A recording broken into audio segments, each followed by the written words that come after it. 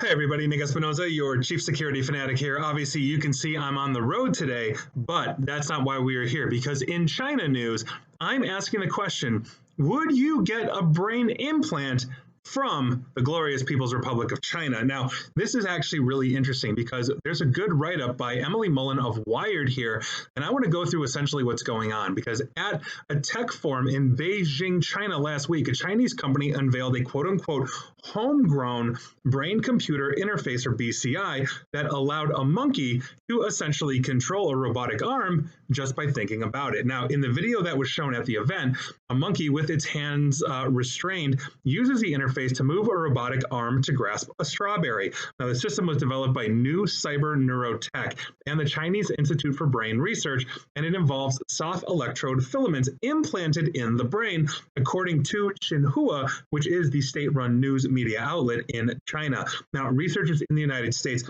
have tested similar systems in paralyzed people to allow them to control robotic arms, but the demonstration underscores China's progress in developing its own brain-computer interface technology that is essentially direct competition with Western companies like Neuralink. So here's essentially how this works if you don't know. A brain-computer interface, or BCI, collects and analyzes brain signals that then basically allows it to direct control an external device, such as a robotic arm, maybe a keyboard, a smartphone, those kinds of things. In the United States, there's been a ton of startups like Elon Musk's Neuralink, which is probably the most visible one out there, aiming to essentially commercialize this technology for people like quadriplegics. Now, experts in the field, though, are saying that China is very quickly catching up to the United States and Europe in terms of its BCI technology. But what's more concerning is China's interest in non-invasive BCIs for its general population. Remember, and if you're a longtime listener or follower of mine,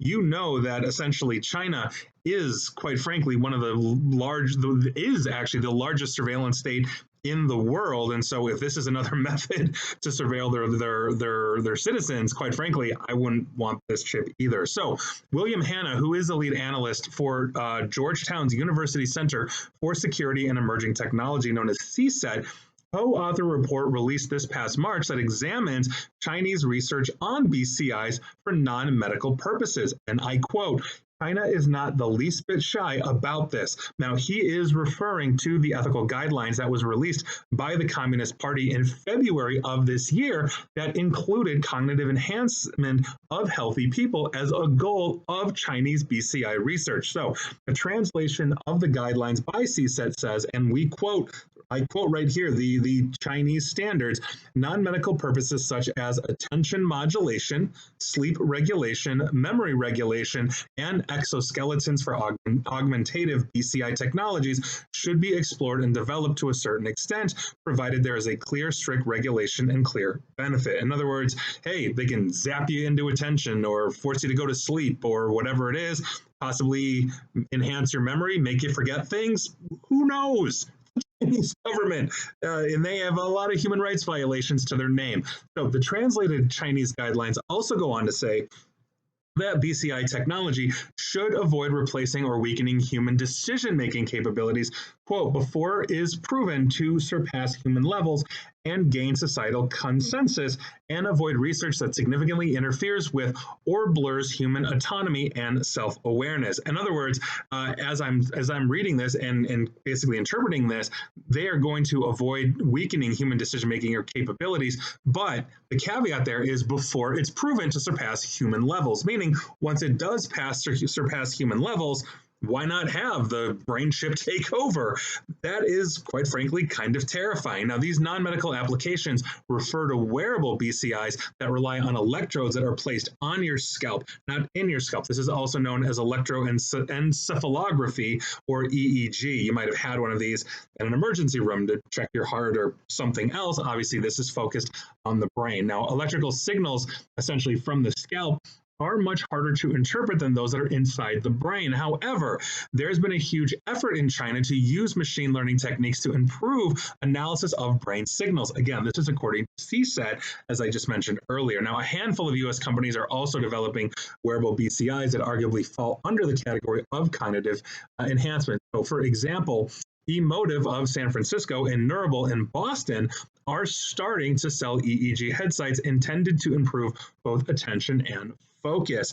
Obviously, that's slightly different than having an implant that says "stay awake in class" or "stay awake when you're learning about the dear leader" or whatever. But nevertheless, it's not necessarily the technology that's being developed; it's how it can be applied by a government, and that's what we are getting to. Because the U.S. Department of Defense has also funded research on wearable interfaces that could ultimately enable control of cyber defense systems or drones by military personnel. Why need a joystick when you're flying that drone over a bombing site when you can simply think it, visualize it, and there you go, weapons free. But here's the thing. Margaret Kosel, she's an associate professor of international affairs at Georgia's Institute of Technology, says that there's a key difference between how the United States and China are approaching their BCI research. And quite frankly, this is a really rather important one. And I quote Margaret Kosel: "The U.S. has not explicitly linked our civilian science with our military research. China's strategy fundamentally links the military and the commercial, and that is why there is concern," end quote. And absolutely, there is concern. Weaponization of advanced technologies has always been an issue, whether it's harnessing of the atom or more advanced destructive weapons, even GPS systems that more accurately pinpoint, let's say, bombing, guidance. There's a lot that potentially goes into the warfighting capability, not to mention the warfighting capability married with new technology. So China is more likely to widely adopt BCI technologies in the commercial and military sectors simultaneously due to its government structure, its sociocultural norms, and because its neuroscience research goals are closely aligned with military goals as well. So, I mean, goes way beyond potentially low-jacking, your citizenship, and we're all low-jacked anyway because we're carrying Androids and iPhones in our pocket. But understand that as you're starting to get brain implants, there's one thing to say, hey, we're going to help a quadriplegic walk, or we're going to help somebody, let's say, with dementia, fire specific neurons in their brain to help them remember and therefore fight dementia, Alzheimer's, all these kinds of things. It's another thing to say, like, okay, we can pipe directly into your head, like the news of the day, from the Chinese government, or we can make you forget things like Tiananmen Square or Tibet or something else that is negative. It's kind of like eternal sunshine of the spotless mind here. So I think that there is some real interesting applications in terms of medical science advancement. Terrifying on the low-jacking monitoring of citizens side that China has always done. Just ask the Uyghurs, not to mention the military applications, because the last thing we need are super soldiers running all over the place, or God forbid, the half-hybrid Terminators or something. So I think it's going to be interesting to where this is going, but I'll keep you up to date on that. But that is your Chinese terrifying news today. And quite frankly, I wouldn't get the brain chip, and if you're listening to this, I'm really guessing you wouldn't either. And please like, share, follow me here on Facebook and Twitter at MakeAESP, and please feel free to subscribe to me at YouTube as well. And as always, stay safe, stay online, and please be private.